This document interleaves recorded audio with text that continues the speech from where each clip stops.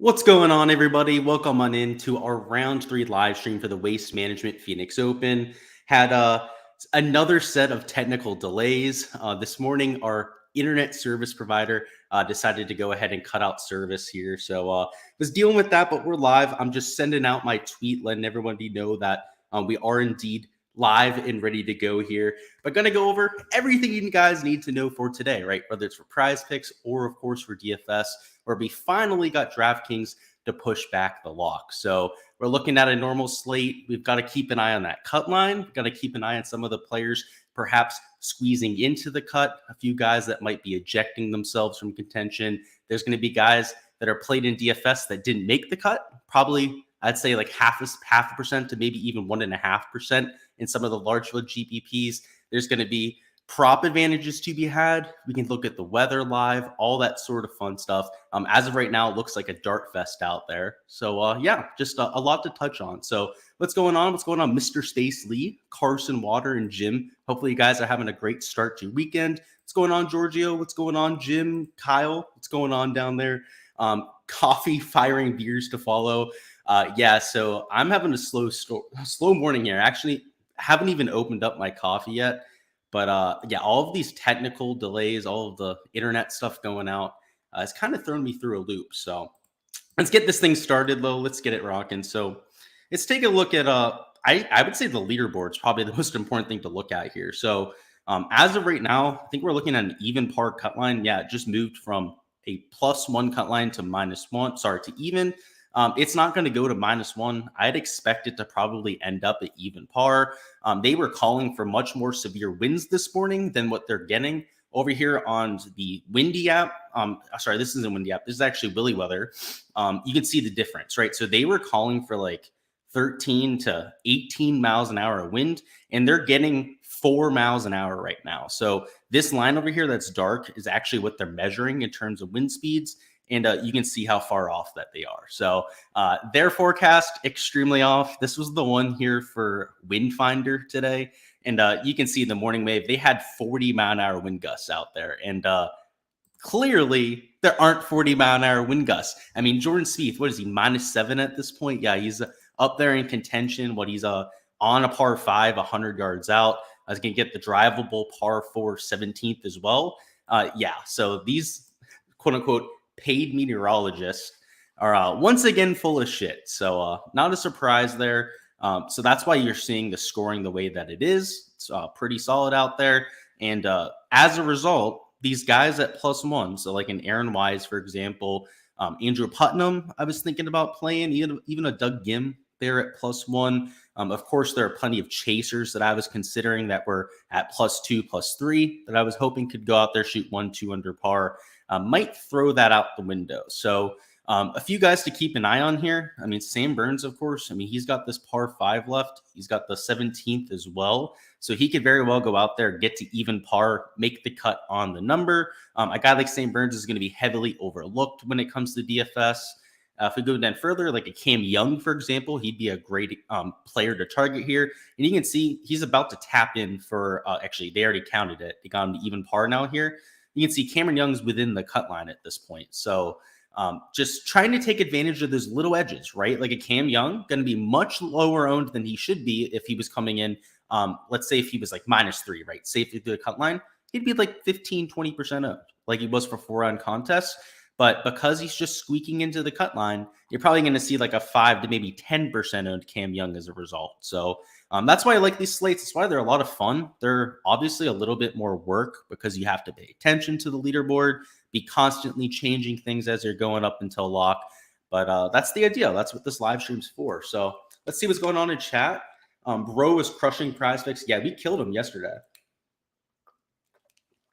The stream sucked. Is what it is. A couple of you, if you disliked the live stream yesterday because we didn't cover DFS, I don't know what to tell you guys, right? Like, there's nothing I could have done about it. They pushed back. They didn't push back lock, and it screwed us. But yeah, we killed prize picks yesterday. That's for sure. Nick says, Spieth. Yeah, I'm hoping. I mean, what is he like 100 yards out on that par 5? It'd be pretty sweet to get him to like 8-9 under par to end this round, right? Get him up there towards the final group. Of course, from 100 yards out, he hits it to 50 feet. So that's not ideal. But yeah, maybe we can get him to 8 under par. That'd be pretty sweet. Let's see what's going on. What's going on, boys? We got Gsluke off to a hot start. Thank you for letting me know. Yeah, I'm hoping that holds up, man. I mean, you know why I'm sweating that. Let's see, what is he? He's even par at this point. Okay, so he's got to save this par. He missed the green there on 14. But yeah, he's got 15 and 17 too. So I love it. Love to see it, Nick. All right, so let's get into this golf course, guys. This stream is going to be a little bit different this time because of the format, obviously. So we're just going to go through the course real quickly. I'm going to bring up my projections, which are going to be ever changing as we're here on stream, and then hop into props. So it's probably going to be a little bit of a quicker stream here. So if you have any questions, don't be shy at all to go ahead and ask away. So golf course, I mean, currently playing a lot easier than round one. Most of that was due to the conditions yesterday, but because there's no winds this morning, looks like they're absolutely tearing it up too. Something to note is that for the pin locations, actually, let me go ahead and bring them up. They're a little tougher than I would have expected. So, I mean, typically for moving day, right, you get some of the easier pins, you get some of those bowl locations, easier drivable par 4 locations, so on and so forth. That's not, sorry, wrong tab there. It's not really what we're getting. So on 17, this is the drivable par 4. You can see they have the pin way in the back left. This is by far the hardest pin location that they're going to get all week. You can see at 16, it's a relatively straightforward one, but like 18's tough. 15's a tough pin. You can see most of them are away from the water. I would say a post, except for 17, right? That's actually pretty much right next to the water there. But they're tucked to the sides and they're not in the same kind of bowl locations that you saw today. So scoring probably going to be a little bit more difficult. You can see some of the back pin locations too. Like they're not that far off the back of the green. I don't know. It doesn't look like your typical moving day to me. It looks like the tour is maybe trying to make this elevated event a little bit more difficult. The scores certainly reflect that to this point. And of course, today you saw the scoring average slightly under par. That was with the front pin location, the easiest pin location there on the drivable par 4. They shortened the 15th hole. They made it 20 yards shorter. Also had a front pin. 13 was playing as easy as it possibly could. Same thing with hole number 3. Some of the easier pin locations you're going to get the entire week. I mean, I probably expect this to get slightly more difficult. So if we're looking at the golf course, trying to take a look at a skill set, I think that around the green going to get slightly more important as we get, firmer and faster into the weekend. And then just precision, just those top tier ball strikers are going to flood to the top of the board. And they already are starting to, right? We already have Scotty and Rahm there. We already have Schauffele, Spieth. The further down you go, you start getting the big names like, Homa, Sungjae Im, JT, so on and so forth. These guys are going to work their way towards the top of the board when you get those kind of conditions. So that's kind of why I think they're going to do it that way, right? It's an elevated event. That's why I think the pins look a little bit more difficult for tomorrow than usual. It's also why I think they're trying to make it as firm and fast as they are, is they want the best players at an elevated event to be at the top of the board. So they're going to make it play like a major championship. At least that's what I'm seeing as of right now. I could be proven wrong. Right? This is the first one we've ever seen on tour of these elevated events. It looks like they're trying to make it nice and spicy for us, right? Trying to make sure all the best players are at the top. What's going on, Kyle? I didn't know that was you, Swope. What's going on, man? PD says, Fave play it even or -1. Yeah, we'll definitely go through the projections here in a second. There's going to be a bunch, PD. The guys at even or -1 are the guys that are going to be relatively low owned. So let me bring up my projections. We'll hop right into that now, actually. Where are we at? There we are. Alrighty. And you'll see on here, there's a whole tab that I have like for my player pool. A lot of them are like if they make the cut. So over here, like that's what I'm saying here with the Sam Burns is if he makes the cut, I think he's a fantastic play, right? Because as of last night, I did all of these projections last night. They were reflected of the current score at that time. So essentially the way I did it is if they finished play and they were +2 or better, I kept them because, given the 40-mile-an-hour wind gusts, I wanted to at least keep them in play just in case. And then anybody that was +4 or better and still on the golf course, I also left on the sheet. Granted, the guys that are +4, like a Patrick Cantlay, I'm projecting for like 0.2% ownership. So it's not like it was changing the slate all that much. I don't know where Patrick Cantland is in terms of score. He's almost assuredly missing the cut, right? So let's see. He was +4 last night. What is he, like +3 at this point? So he'd have to shoot 3 under par his last 4 holes. Let's hope that doesn't happen. But if it does happen, right, if he gets to even par, somehow makes the cut, he'd be one of the best plays on the slate, right, because he's 0.2% owned. So that's essentially how the sheet is working here. We're not going to do a full deep dive here just because it is such an interesting slate. I know we got a question about my favorite player at even or -1, so we'll do that right now. So at the top of the board, I mean, somebody like Hideki Matsuyama, it makes plenty of sense. Now, he started at -1, so we got to check on his current score. So I'm going to do that right now. So Hideki's even par, right? So we got to make sure that he makes the cut before we make that kind of decision. But given that he has the drivable 17th next, I mean, as long as he's able to par 18, he'll be able to make the cut. He would be a perfect candidate for that. Matt Fitzpatrick's also at even par. You have Gsluke even par, Cameron Young, Corey Connors, Lee Hodges, all those sort of players would all make plenty of sense to get to there. So that would be the answer to that question. What's going on, Flakes? Hopefully you're doing well. In terms of a few other options to get to, just Jon Rahm in general at this course, I think I'm going to play him all week, ride that hot hand, clearly striking it up there with the Scotty Scheffler at this point. And just based on the recent track record, I just think Jon Rahm tears his place apart. So he's going to be that one piece of chalk I'm taking. I'm expecting Homa, guys like Finau and JT, to get some ownership, but to be a slight pivot off, a top end chalky option like a Jon Rahm or Scotty Scheffler there at right around 30%. Going down to the 8K range, you can take somebody like Hideki, like I mentioned, as long as he makes the cut. Tom Kim, he's going to be relatively owned, but I do like him here. Just a solid value at $8,800 and 19%, especially given that it's after the cut line isn't that bad. A few guys here that are contingent on making the cut. That'd be the Burns, Matt Fitzpatrick that we talked about. You have Corey Connors here. Also a Keith Mitchell, which he was +1 the last time I checked. So let me check on good old Killer Keith out there. I'm scrolling in the wrong direction. That's not good for Keith. Let's see. Oh, never mind. He's even par. Okay.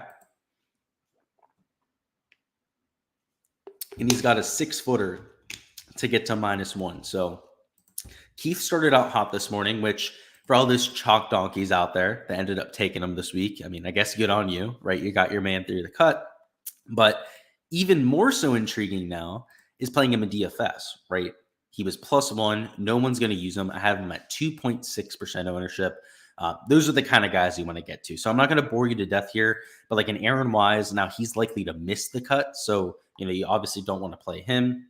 Let's see. Denny McCarthy. Let's double check on good old Denny. Where's Denny boy at? So he's +2. So he's got a long way to go to make the cut because he just ended up double bogeying his last hole. But he does have 2 par 5s and a drivable par 4 left. So like if Denny can make the cut, right? If he can get there to even par, he's going to be another fantastic play that you can get to. Let's see. Taylor Pendrith, another guy you can get to if he's able to make the cut. Andrew Putnam's going to miss the cut because he already finished at +1. Let's see. Patrick Rogers. Where are you at in the leaderboard? He's at +1 currently and has the 2 par 5s and a drivable 4 left. So same story with Patrick Rogers, right? You would have to think that he's likely to go out there, end up making the cut.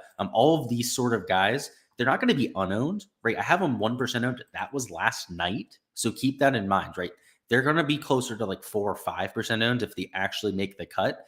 But guys like a Matt Kuchar, for example, are going to be 2-3 times as owned. I mean, just the people that already made lineups are going to have used a Matt Kuchar in that range. And then a lot of people, even that are building their lineups late would rather get to a guy that's -3 than somebody that's hardly making the cut. Let's see. We've got Brandon Wu, another guy to take a look at if he can make it through the weekend.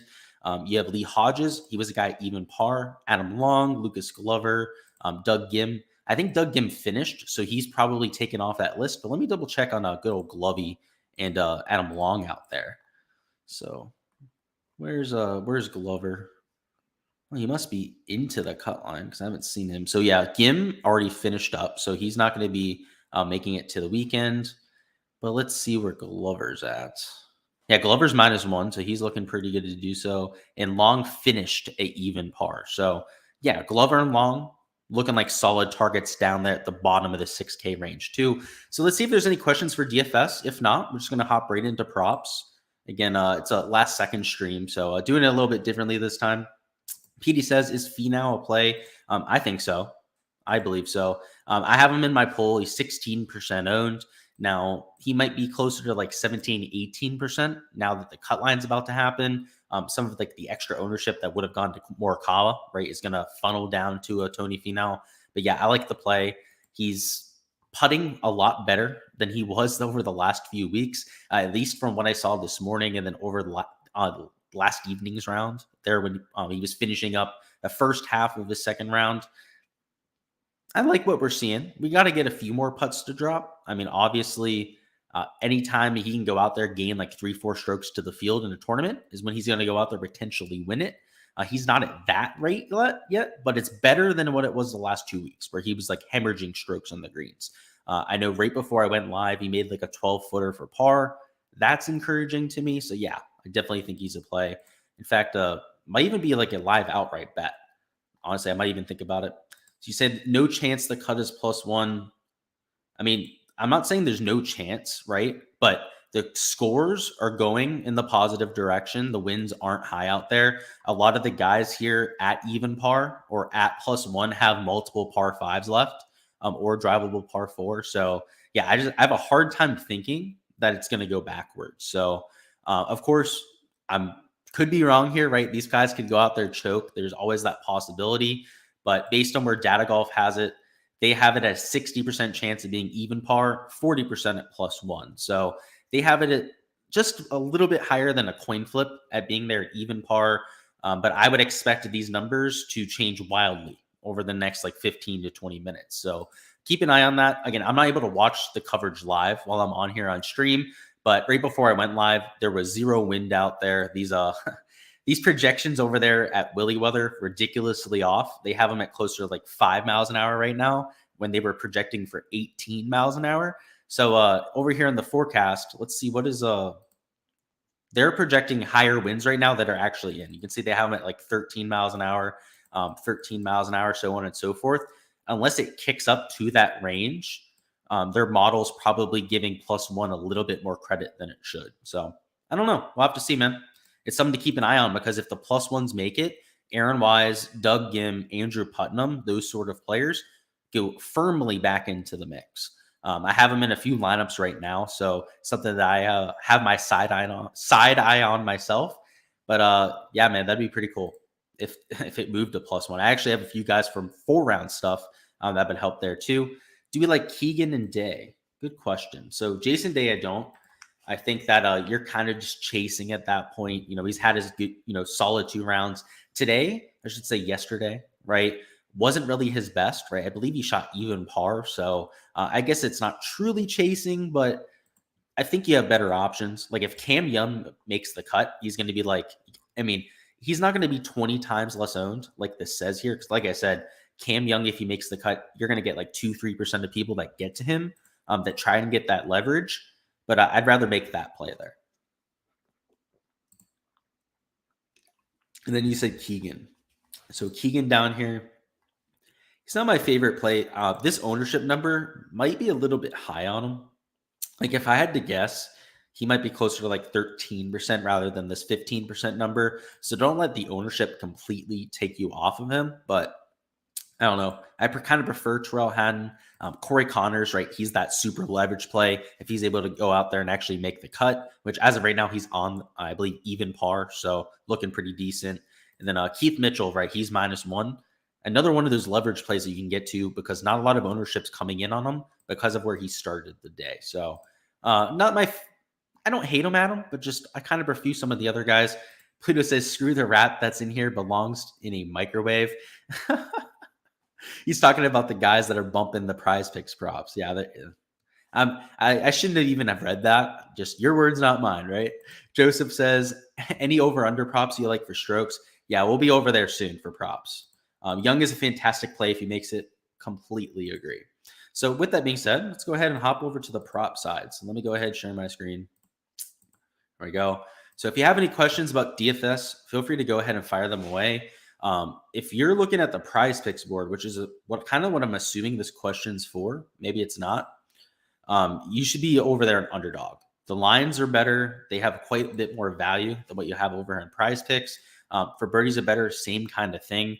I mean, I was able to get Ricky Fowler at 3.5 birdies, Sahith Theegala at 3.5 birdies today. And you can see the lowest guy they have here is 4, and then 4.5 birdies for the rest of the board. So if you're going to play strokes, if you're going to play birdies, play over there in underdog, which I'll give you guys a few props here in a second. But what I did over here for prize picks is a little bit unorthodox, you might say. So I took Jason Day, Ricky Fowler, and who's the last one? I think it was Xander. Let me take a gander. 1 second, guys. I believe the last one I took was Xander. It was either Xander or Homa. Let me double check. Yeah, it was Xander. And I took them all over for their whole 16 through 18 strokes. So I showed you guys this before, if you guys were here at the beginning of the stream. But look at that pin location on 17. That's where most of your birdie looks are going to come from 16 through 18. And it's pinned back there in the back left. So by far the hardest spot to make a birdie at. 16, though it's not that difficult, 16's never a gimme birdie just based on that stadium atmosphere. And then 18 is tucked in the back right and is the most difficult pin location that you get. So you have 17 that's, a lot tougher to get a birdie at, 18 that's just downright tough, and then 16 where you might see some birdies. And that's kind of going to be like the big sweat for us. It's just making sure that these guys don't go out there and end up birdieing 16.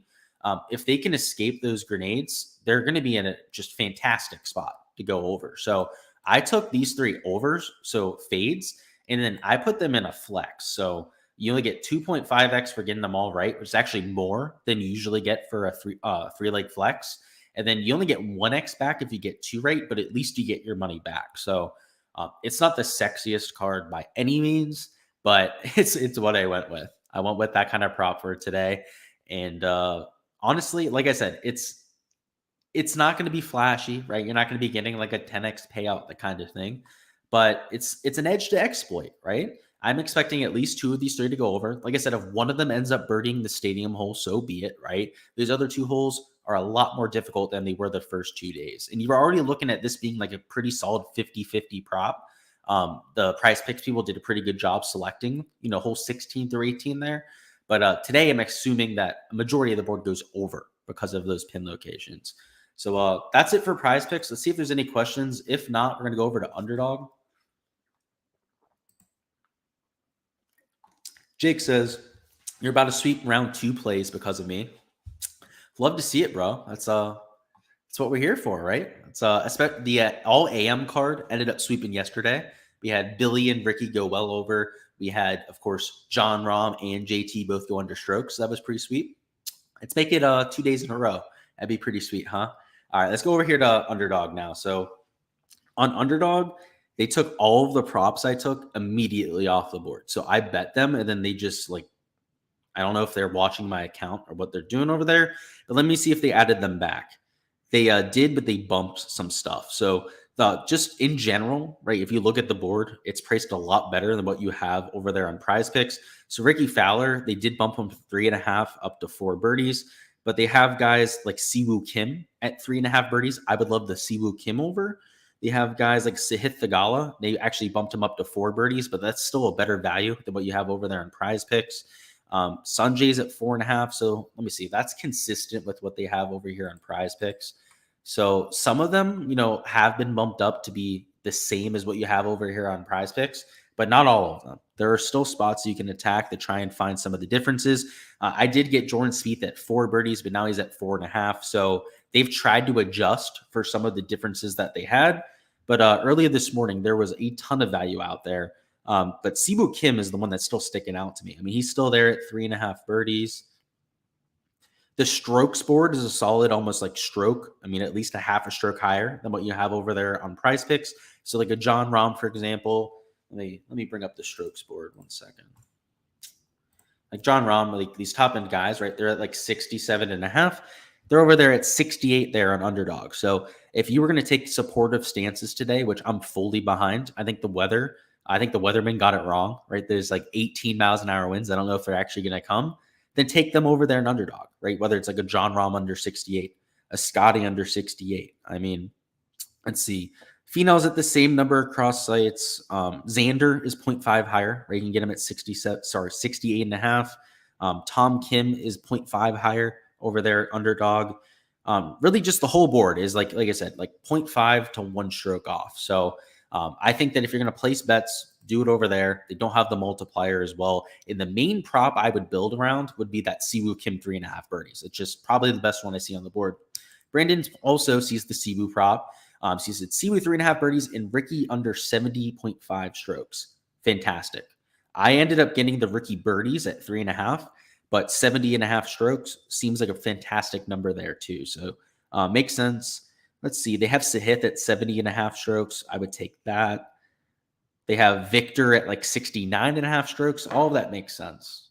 So just like I said, the underdog board, a lot better than Prize Picks today.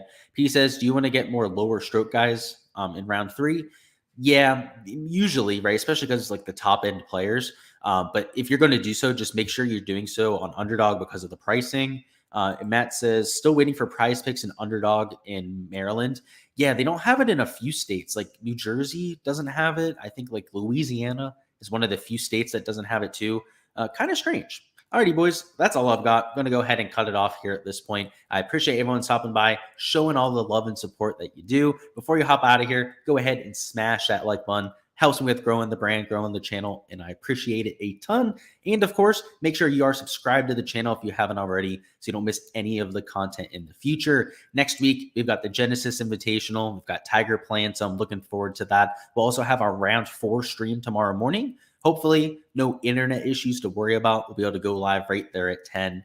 And then after the Genesis, so that's after next week, right?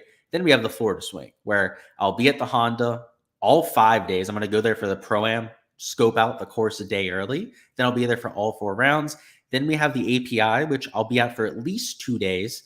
And then the Players Championship, which, again, I'll be there on site for 6 days. So I'll be there 2 days early, go into the course for the Pro-Am the day before, and having a ball with it. So looking forward to bringing you guys some of that insight from the courses. And heck, even after the Players, there's the Valspar Championship. I'll be there too. So just a fun month of golf ahead. Tiger next week. You can't beat it. So like I said, guys, I appreciate it. I'll catch you guys next time. And let's go ahead and add to the wallets today.